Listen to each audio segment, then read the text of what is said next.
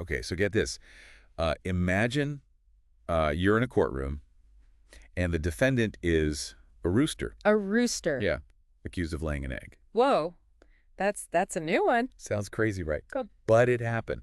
We're diving into the world of animal trials today, going all the way back to medieval and early modern Europe. We've got historical accounts and legal records, even some philosophical writings, all trying to make sense of this pretty wild legal practice. Yeah, you know what's really wild is just how common these trials were. We're talking centuries of cases and all kinds of creatures involved.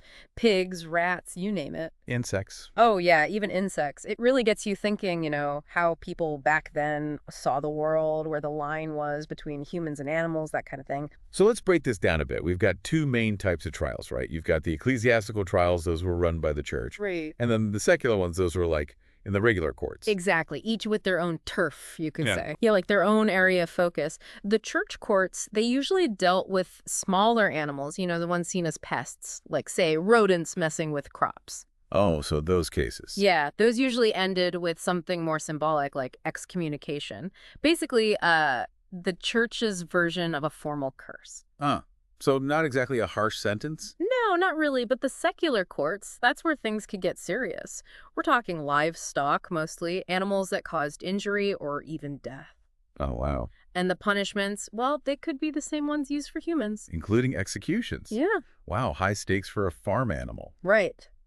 So what was the big reason behind these trials? Were they really just about punishing animals for just doing what animals do? Well, there's definitely a big biblical influence there. They'd often point to passages like Exodus 21:28, the one about stoning an ox if it gores someone to death. Ah, so they were using the Bible to justify trying and punishing animals. Basically, it gives you a glimpse into how much religion was a part of everything back then, even the law. Right, of course. Hmm. But not everyone in the church agreed with this whole thing, right? Yeah. I mean, wasn't there, like, Thomas Aquinas? Didn't he say something about not cursing animals? Yeah, he was totally against it. He saw animals as tools of God, basically. Instruments of God, I think he said. Yeah, something like that.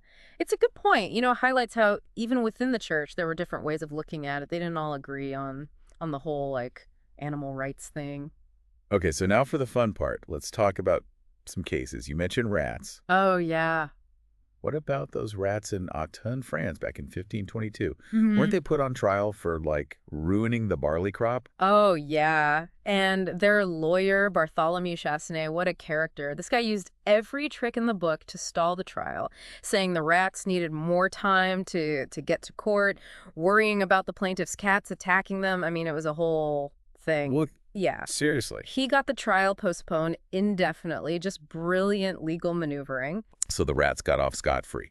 That's amazing. And didn't this Chassenet guy go on to, like, have a huge career in law? He did. Even wrote a whole treatise on vermin trials. So yeah, he obviously saw something in those quirky cases. A lesson there, maybe. Think outside the box and all that. Maybe. But not every animal trial had such a happy ending. Let's talk about the rooster in Basel, Switzerland, 1474. Okay. This poor bird was sentenced to death. They burned him at the stake. They burned a rooster. Yeah. What? For what? For being a rooster? For laying an egg. Hold on, they executed a rooster because it laid an egg. What's the logic there? It seems crazy now, I know, but back then people were really afraid of rooster eggs. They thought they were connected to, like, witchcraft and that they could hatch monsters like basilisks, those legendary snake creatures. So it wasn't just some weird agricultural thing. Yeah. They actually thought this rooster was some kind of, like, magical threat. Basically, yeah. They saw him as a sorcerer, a heretic in disguise. Really shows you the kind of anxieties and superstitions people had back then. Makes you think, doesn't it? Like, what else was going on? Were they just looking for scapegoats? Trying to explain the unexplainable by putting animals on trial? Definitely possible. That idea of fear and superstition, it pops up a lot in these trials, especially the ones involving pigs. And that's something we should probably dig into a little more. Maybe next time. You've definitely got me hooked. Pigs on trial. Can't wait to hear more about that. We'll dive into all that after a quick break, folks. Stay tuned. Stay with us. We'll be right back with more on this fascinating and slightly bizarre chapter in legal history. Welcome back to our deep dive into animal trials.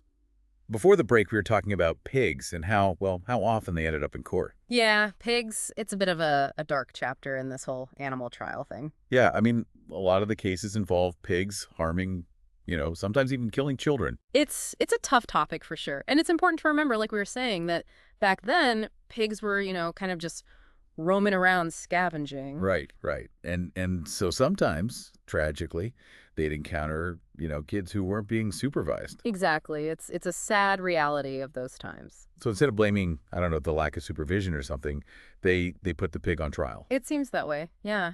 And the charges, they were serious. We're talking murder charges. Like, they thought the pig had it out for the kid, Yeah. acted with real malice. Wow. But I mean, that's not how we see animal behavior today. Right, We know animals act on instinct, right. not like premeditated evil. Definitely a different way of looking at things. So back then, did people really believe, like deep down, that a pig could actually intentionally harm a child? Like make a conscious decision to do something bad? That's a question that historians are still debating. Some of them think, yeah, maybe people back then had a different view of animal intelligence. Like they thought animals were more aware, more morally responsible than we do now. Yeah, something like that. So they might have actually believed the pig was guilty. Okay, but what about other explanations? Like maybe they weren't just trying to find a scapegoat. Maybe there was something else going on. Oh, for sure. There are other theories. Some scholars think these trials, especially the ones where kids were hurt, might have been a way for the community to deal with the trauma, the grief. So not just about punishment, but about like processing what happened, trying to find some kind of justice, even if it was, just symbolic. Exactly. Like, imagine a small village, a child dies, is devastating, right? Putting something on trial, even a pig, could give them a sense of order, a way to cope with this awful thing that happened. That's really interesting. So it's less about the pig's guilt and more about the human's need to make sense of a tragedy. Right. That need to find meaning, to feel like something's been done, it's powerful. And I guess that could explain why the punishments were so harsh. We talked about that pig that was hanged in Falaise, France in 1386. Right. A punishment that was usually for humans Exactly. really shows you how seriously they took this whole thing. It was a big deal for the whole community. It makes you realize, like, we can't just look at these events without thinking about the time period, the culture, all of that. Definitely. Got to see it through their eyes. Which brings us to another important point. We have to be critical about the sources, right? We can't just take everything at face value. Oh, absolutely. We have to remember, these accounts were written by people with their own biases, their own ways of seeing things. So maybe some things got exaggerated or even made up over time. It's possible. And, we're only getting the human side of the story. What about the pig's experience? We don't know that. That's a good point. It makes you think about how much we still don't understand about animals, how they think, how they feel. Absolutely. And that leads us to the biggest challenge with history in general, interpretation. Even with all the research we do, there's always room for debate. Right, because there's not always a clear answer. Right. Like, take the whole debate about whether people really believed animals were guilty. Some say, yeah, they did. Others say it was more about the church, about power, about controlling society. So we have all these different ideas, all these different lenses to look through. And that's where critical thinking is key. It's not about dismissing everything as superstition or being judgmental. It's about trying to understand the context, the beliefs, the pressures that were shaping people's actions. So, like, how do we even approach these different interpretations? Is there a right way to understand it all? That's the thing about history. It's not always about finding the one right answer. It's about asking the right questions, considering different points of view. Like we're putting together a puzzle, but with some pieces missing. Exactly. We might never have the whole picture, but we can still learn from the pieces we do have. And in the case of animal trials, those pieces show us a world where the lines between humans and animals, between the natural and the supernatural, were, well, a lot blurrier than they are today. It really puts things in perspective, doesn't it? What seems crazy to us now might have made perfect sense to people back then. Absolutely. And that's what makes studying history so fascinating. It challenges us to see the world in new ways. So we've covered a lot of ground, but there's still more to explore. Oh, yeah, definitely. Next time, we'll dive into some specific cases, really get into the details of these trials, from the clever rats of Autun to some other pretty intriguing cases. Sounds good. Can't wait to hear more about that. And we're back for our final look at the world of animal trials. It's been a wild ride so far. It really has. From biblical laws to courtroom drama, who knew animal trials could be so, so fascinating? You mentioned some specific cases we'd be looking at. What about those rats in Auten, those grain-stealing rodents? Oh, yes, the infamous Rats of Autun. That case back in 1522.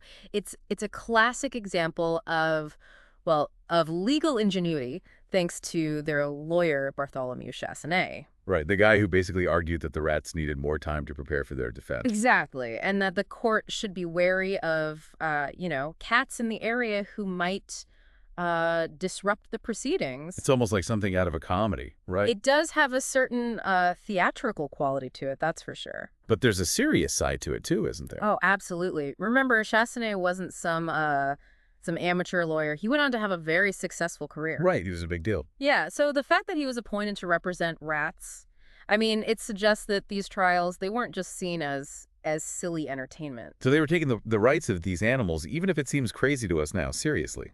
On some level, yes. And Chassenet, well, he used that to his advantage, didn't he? How so? Well, by using humor, by pointing out the absurdity of the situation, he forced the court to confront the challenges of trying to apply human laws to animals. He was making a point, not just trying to win the case. Exactly. He was questioning the whole idea of animal culpability, using wit and legal maneuvering. Pretty clever.